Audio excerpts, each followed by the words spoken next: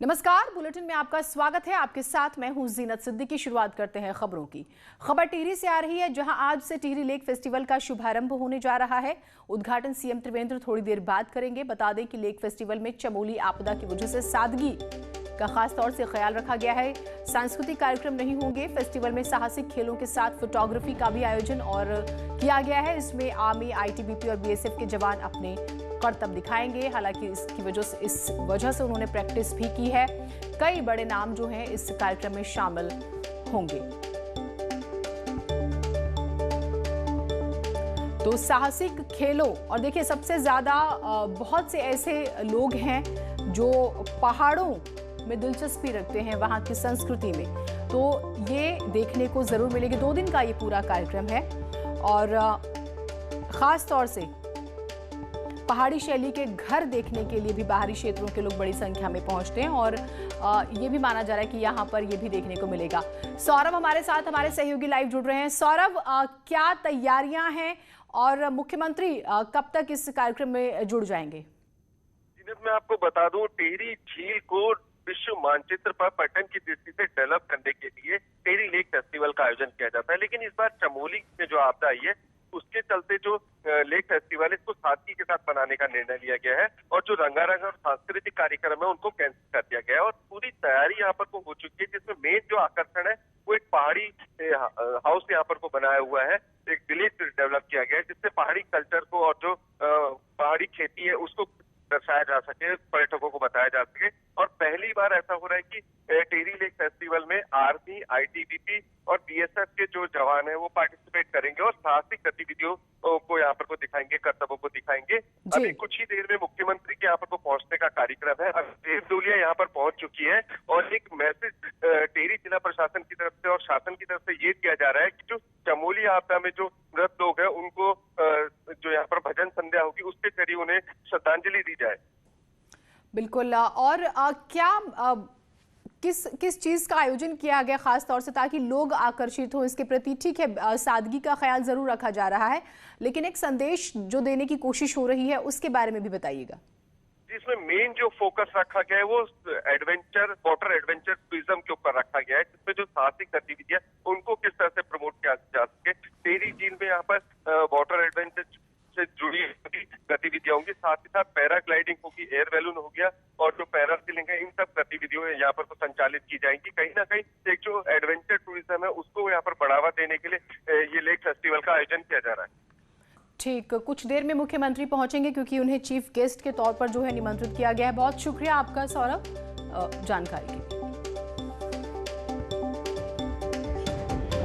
तो पर्यटन को पहचान दिलाने के लिए ये आयोजन हो रहा है। वाटर स्पोर्ट्स की जब हम बात करते हैं वो एक फोकस है, साथ ही साथ पहाड़ों के प्रति जो है लोग ज्यादा से ज्यादा आकर्षित हो, ये भी कोशिश। उत्तराखंड के विश्व प्रसिद्ध 4 धाम यात्रा की तैयारियां शुरू हो चुकी हैं। बद्रीनाथ धाम के कपाट खुलने की तिथि तय हो चुकी होगी और राजपुरोहित पूजा पाठ के बाद इसकी घोषणा करेंगे। इसके लिए नरेंद्रनगर राजवंश के राजपुरोहित और देवस्थानम बोर्ड बद्रीनाथ धाम के कपाट खुलने की तिथि की तैयारी में जुट गए हैं।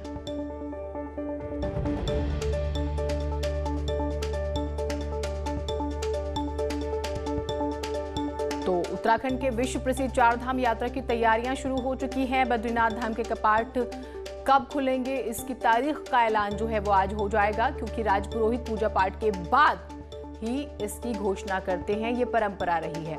और इसके लिए नरेंद्रनगर राजवंश के राजपुरोहित और देवस्थानम बोर्ड बद्रीनाथ धाम के कपाट खुलने की तिथि की तैयारी में जुट गए हैं। आशीष डोभाल हमारे साथ, हमारे सहयोगी जुड़े हुए हैं। आशीष, ये जो परंपरा है इसके बारे में बताइएगा और फिर तारीख का ऐलान क्या माने कि आज ही हो जाएगा? जी जीनत, ये परंपरा जो है ये 17वीं सदी से लगातार चली आ रही है और निर्बाध रूप से जब 4 धाम यात्रा की घोषणा की जाती है तो उसमें जो टिहरी राजवंश है उसकी भूमिका अहम होती है, क्योंकि जो टिहरी के राजा हैं उन्हें बोलांदा बद्रीश यानी बोलता हुआ बद्रीनाथ की उपाधि से नवाजा गया है और उनकी जो वाणी होती है और उनकी जन्मपत्री को देखकर ही इस पूरी तिथि की घोषणा की जाती है। और यात्रा की तिथि के साथ साथ गाडू घड़ी की तिथि का भी आज का दिन बताया जाता है और इसके बाद ही 1 डेढ़ 2 महीने जब समय बचता है उसमें सरकार तैयारी पूरी करती है और जिस दिन कपाट घोषणा का शुभ मुहूर्त निकलता है उस दिन यात्रा का शुभारंभ होता है। तो जीनत, पूरी तैयारियां राजमहल में हो चुकी हैं। देवस्थानम बोर्ड के सदस्य और राज परिवार के सदस्य बैठ के अभी थोड़ी देर में लगभग आधे पौन घंटे के अंदर पूजा करेंगे और 12 बजे तक इस तिथि की घोषणा कर दी जाएगी। जी ठीक, बहुत शुक्रिया आपका तमाम जानकारियों के लिए। अब आपको चमोली आपदा की अपडेट दे देते हैं। चमोली आपदा में आज 2 और शव बरामद हुए हैं। तपोवन टनल से 2 शव बरामद होने के बाद अब टनल से बरामद शवों की संख्या 11 हो चुकी है। अब तक चमोली आपदा में 58 शव बरामद हो चुके हैं, जिसमें से 30 शवों की शिनाख्त हो चुकी है और 146 लोग अब भी लापता हैं, जिनकी तलाश के लिए सर्च ऑपरेशन चलाया जा रहा है।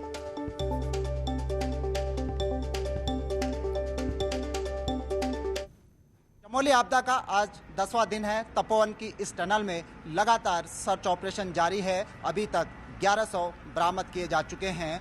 पूरी इस चमोली के इस डिजास्टर में अभी तक कुल 5800 बरामद हो चुके हैं। 30 की शिनाख्त भी हो चुकी है और करीब 146 लोग अभी भी मिसिंग हैं। टनल में अभी भी लगातार लूज मलबा निकल रहा है, बोल्डर्स निकल रहे हैं, लेकिन जो एजेंसियां हैं, चाहे एनडीआरएफ हो, एसडीआरएफ हो या कंपनियों के जो कॉन्ट्रैक्टर यहाँ पर कंपनियां थी उनके कर्मचारी हों, 24 घंटे यहाँ पर कामकाज चल रहा है। लेकिन स्थितियाँ थोड़ा बिकट हैं। बिकट इस मायने में कि लगातार जो मलबा है वो अंदर लूज मलबा लगातार निकलता जा रहा है। इसका मतलब कि अंदर अभी भी मलबे के साथ साथ डिजास्टर के वो निशान, वो पानी मौजूद है और जिसके चलते ऑपरेशन में दिक्कतें आ रही हैं। लेकिन इस सब के बावजूद जो बॉडीज़ इस मलबे में मिल रही हैं, कोशिशें की जा रही हैं कि उनको सेफली रिकवर कर लिया जाए। 11 बॉडीज़ अभी तक यहाँ से निकल चुकी हैं, जिनमें से कंपनी 9 लोगों की शिनाख्त कर चुकी है। एनटीपीसी का कहना है कि जो उसके 140 जो मिसिंग कर्मचारी इस पूरी आपदा में थे, उनके परिजनों को वो 20-20 लाख का कंपनसेशन देगी। कैमरा पर्सन राकेश रावत के साथ सुनील नौपरवात, न्यूज़ 18 तपोवन। वहीं टनल में सर्च ऑपरेशन के साथ ही एनडीआरएफ, एसडीआरएफ और आईटीबीपी के जवान ऋषिगंगा नदी और आसपास की झाड़ियों में भी शवों की तलाश कर रहे हैं।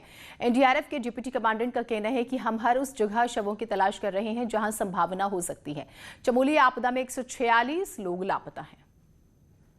ये नीचे नदी के डाउन स्ट्रीम एरिया है, उसको पूरी तरह से खंगाला जा रहा है। ऐसी कोई संभावना कि कोई शव नदी के आसपास के जो पत्थर हैं या फिर झाड़ी वाला इलाका है उसमें फंसा हो सकता है, तो उसके लिए पूरी थॉरो सर्च की जा रही है। नीचे जो विष्णु प्रयाग वाला एरिया है वहाँ तक टीमें पहुँच चुकी हैं। आज उससे आगे सर्च का काम जारी रखा जाएगा।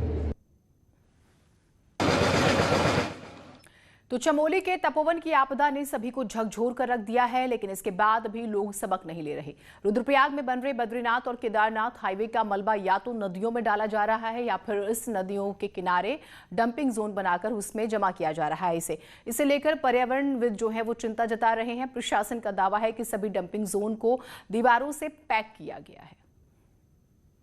मंदाकिनी नदी के किनारे 100 से अधिक डंप यार्ड हैं, मलबे के ढेर हैं जो कभी भी टूट सकते हैं। जब भी कोई अगर इस प्रकार की शिकायत प्राप्त होती है तो उसकी तत्काल जांच करवा के नियमानुसार कार्रवाई की जाएगी। वर्तमान में जितने भी डंपिंग जोन चिन्हित हैं वो मानकों के अनुसार फॉरेस्ट विभाग से आख्या प्राप्त करके, सिंचाई से आख्या प्राप्त करके बनाए जा रहे हैं, जिनको इस्तेमाल किया जा रहा है। तो नदी में जो मलबा है डाला जा रहा है, इसको लेके अब जो डंपिंग जोन बेसिकली है उसको लेके एक नाराजगी जो पर्यावरण को लेकर काम कर रहे हैं लोग, वो चिंता जता रहे हैं कि ये एक बहुत बड़ी वजह कल को किसी आपदा के लिए भी बन जाते हैं। तो ये जो हाईवे का मलबा नदी में डाला जा रहा है, देखिए फिर क्या होता है कि पानी एकदम से ऊपर आएगा। आप नदियों का रास्ता रोके या जितनी उनकी चौड़ाई है, जितनी लंबाई, आप उसको अगर नियंत्रित करने की कोशिश करते हैं, किसी तरह से उसको नुकसान पहुंचाने की कोशिश करते हैं, तो फिर वो आपदा में तब्दील हो जाती है। और इस बात को लेकर नाराजगी जताई जा रही है कि आप नदियों को डंपिंग जोन ना बनाएं।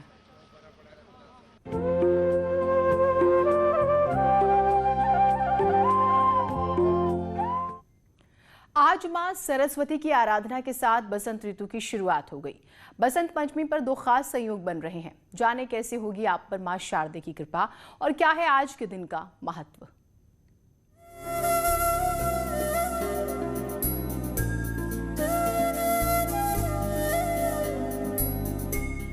आज बसंत पंचमी है। मनोहारी मौसम के साथ आज से बसंत ऋतु की शुरुआत हो गई, यानी मां सरस्वती की आराधना का दिन है। इस बार बसंत पंचमी को दो खास संयोग बन रहा है। पहला रवि योग और दूसरा अमृत सिद्धि। पूरे दिन रवि योग रहने से आज के दिन का महत्व तो और बढ़ जाता है। सुबह 3:36 पर तिथि की शुरुआत हो चुकी है, जो कल 5:46 तक रहेगी। आज मां सरस्वती की आराधना के लिए सबसे खास मुहूर्त सुबह 6:59 से दोपहर 12:35 तक है। आज के दिन मां शारदे की पूजा पीला वस्त्र धारण कर करें। साथ ही पूर्व या उत्तर दिशा की ओर मुख करके पूजा की शुरुआत करें। ये पूजा सूर्योदय के बाद या सूर्यास्त के बाद करें और मां सरस्वती को सफेद चंदन और पीले फूल अवश्य अर्पित करें। मां सरस्वती को ज्ञान, कला, संगीत की देवी कहा जाता है, इसलिए मां की आराधना से ज्ञान में बढ़ोतरी होती है। खासकर विद्यार्थियों को पूजा विधि विधान के साथ करनी चाहिए। खास बात यह भी है कि आज से बसंत ऋतु की भी शुरुआत हो गई है। ऐसे में जीवन देने वाले पेड़ पौधों का खास ख्याल रखें। बसंत पंचमी के दिन ही वातावरण भी बिल्कुल नया हो जाता है। ऐसे में पेड़ों और पौधों को काटने से बचें। यही नहीं, आज शिक्षा या किसी नई कला की शुरुआत करने के लिए शुभ दिन माना जाता है। ये दिन गृह प्रवेश के लिए भी उत्तम माना जाता है। Bureau report, news 18।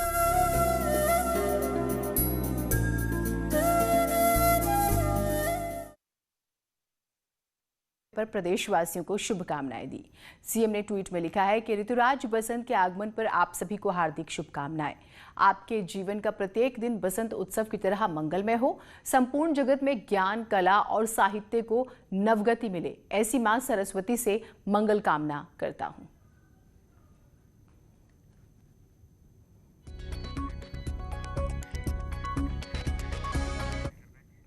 तो बसंत पंचमी के मौके पर श्रद्धालु गंगा स्नान कर रहे हैं। हरिद्वार के हर की पैड़ी पर हजारों की संख्या में श्रद्धालु जुटे और ब्रह्मकुंड पर आस्था की डुबकी लगाई। भीड़ को देखते हुए पुलिस ने सुरक्षा के पुख्ता इंतजाम भी किए।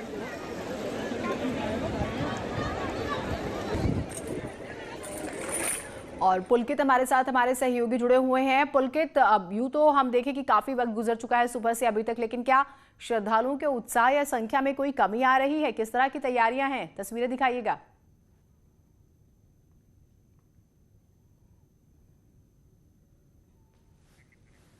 शायद संपर्क नहीं हो पाया है, लेकिन देखिए तस्वीरें हम आपको लगातार दिखा रहे हैं।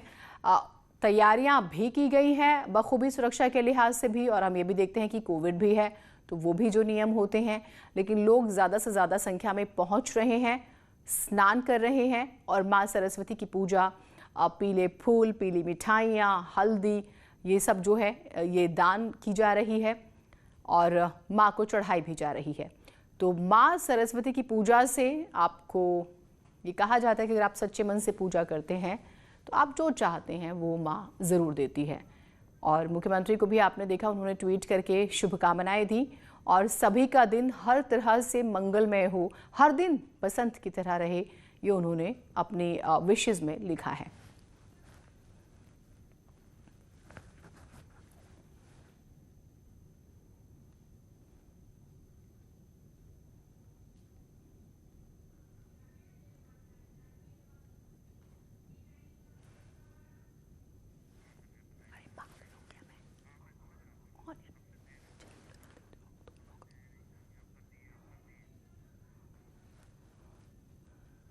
तो दो खास संयोग भी है इस बार। माँ सरस्वती की पूजा जो है और जो मंत्र है उसका आप जाप ज़रूर करें, जिससे आपकी मनोकामना पूरी होगी।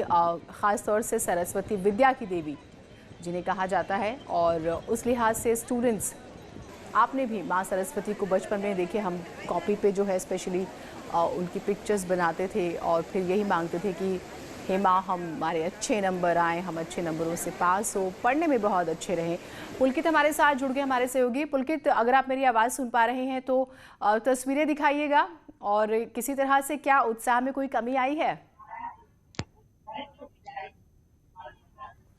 देखिए, बिल्कुल मैं इस वक्त हर की पैड़ी पर मौजूद हूँ। ब्रह्मकुंड पर यहाँ पर स्नान चल रहा है। सुबह 4 बजे से श्रद्धालु यहाँ पर जुटने शुरू हो गए थे।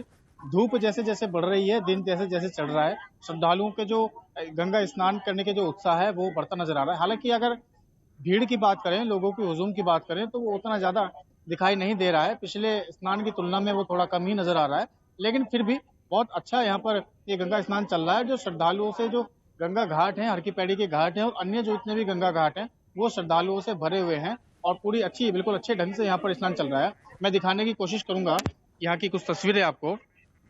हर की पैड़ी पर इस वक्त जो गंगा स्नान है वो चल रहा है। किस तरह से श्रद्धालु स्नान करने में यहाँ पर जुटे हुए हैं।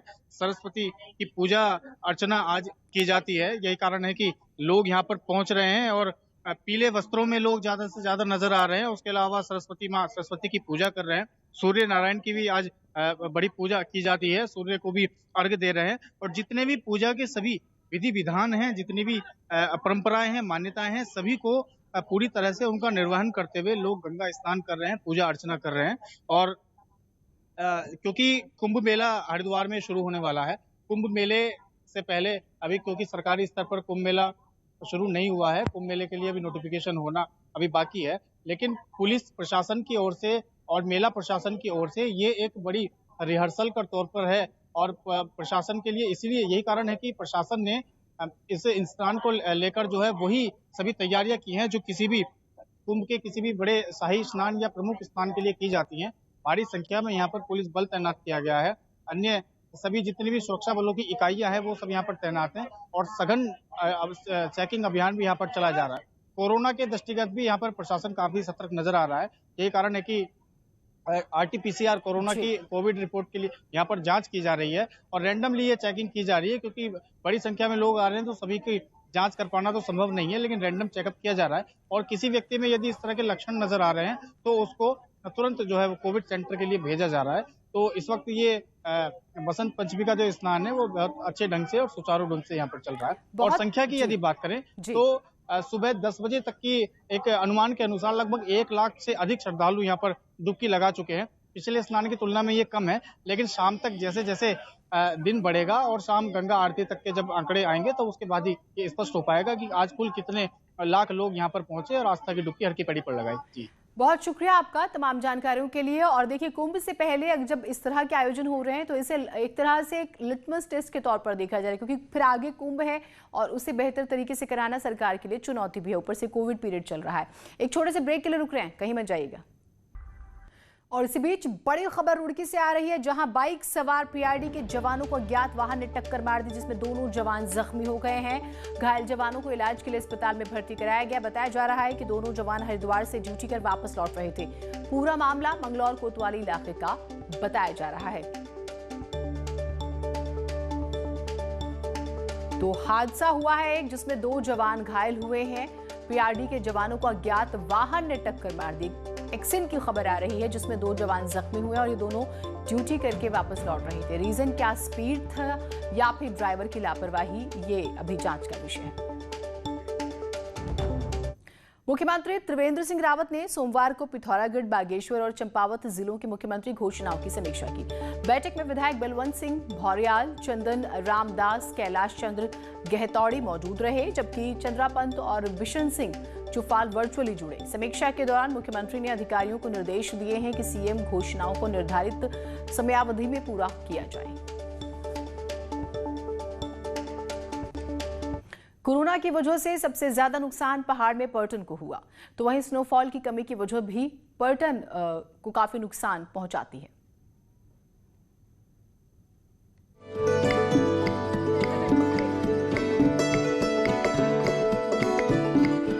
नैनीताल के आसपास होटल और रिजॉर्ट बर्ड वॉचिंग सीजन से उम्मीद लगाए बैठे हैं। पीक सीजन में लॉकडाउन से हुए नुकसान के बाद कारोबारी बर्ड वॉचिंग को लेकर पर्यटकों को लुभाने में जुटे हैं और कई तरह से ऑफर्स भी दे रहे हैं। बर्ड वॉचिंग डेस्टिनेशन के तौर पर पहचान रखने वाले पंगूर, सौर, सिकड़ी समेत अन्य स्थानों पर रिजॉर्ट मालिक इन बर्ड वॉचरों को न्योता दे रहे हैं। बर्ड वॉचर भी इस सीजन को पक्षी प्रेमियों के लिए सही समय मानते हैं। बर्ड वॉचिंग यहाँ पर बहुत सारी जो है संभावनाएं हैं और काफ़ी समय से जो है ये क्षेत्र काफ़ी भारत के मानचित्र में जो है ये क्षेत्र जो है प्रसिद्ध रहा है। नवंबर से लेके और अप्रैल तक वो सबसे बढ़िया सीजन रहता है, जिसमें कि सबसे ज़्यादा बर्ड्स जो है इस एरिया में आते हैं। दरअसल उत्तराखंड में करीब 694 तरह के पक्षी मिलते हैं और नैनीताल के आसपास 400 तरह की चिड़ियां लोगों को अपनी ओर आकर्षित करती हैं। नेचर टूरिस्टों के लिए बेहतर destination Naina Devi bird conservation में वन विभाग भी पक्षी प्रेमियों के लिए बर्ड वॉचिंग ट्रेल बना रहा है। स्थानीय युवाओं को भी नेचर गाइड के तौर पर तैयार कर उन्हें रोजगार देने की पहल हो रही है। स्थानीय कारोबारी भी इसे लेकर उत्साहित हैं और सुविधाओं को बेहतर करने की बात कर रहे हैं। फ़ायदा तो बहुत ज़्यादा होगा, टूरिज्म को बढ़ावा मिलेगा और उसके साथ साथ हमारे जो युवक जो बेरोजगार हैं उनको भी रोज़गार का मौका मिलेगा कि वो भी उनके साथ रोज़गार के साथ जुड़ेंगे, जैसे बर्ड वॉचिंग वगैरह और भी जो गतिविधि होंगे, ट्रैकिंग वगैरह करवाएंगे। तो लगता है कि Nanda Devi world reserve conservation अगर सही रूप में लागू हो गया यहाँ पर तो अच्छा रोज़गार मिलेगा। उत्तराखंड में पर्यटन सीजन ही नहीं, जनवरी से अप्रैल तक बर्ड वॉचिंग सीजन भी कारोबारियों के लिए अहम होता है। ऐसे में कारोबारी भी उम्मीद लगाए बैठे हैं। अगर आप भी पक्षियों का दीदार करना चाहते हैं तो आप भी पहाड़ आ सकते हैं। नैनीताल से वीरेंद्र बिष्ट के साथ ब्यूरो रिपोर्ट, न्यूज़ 18 नेटवर्क। चलिए एक छोटा सा ब्रेक ले रहे हैं, कहीं मत जाइएगा।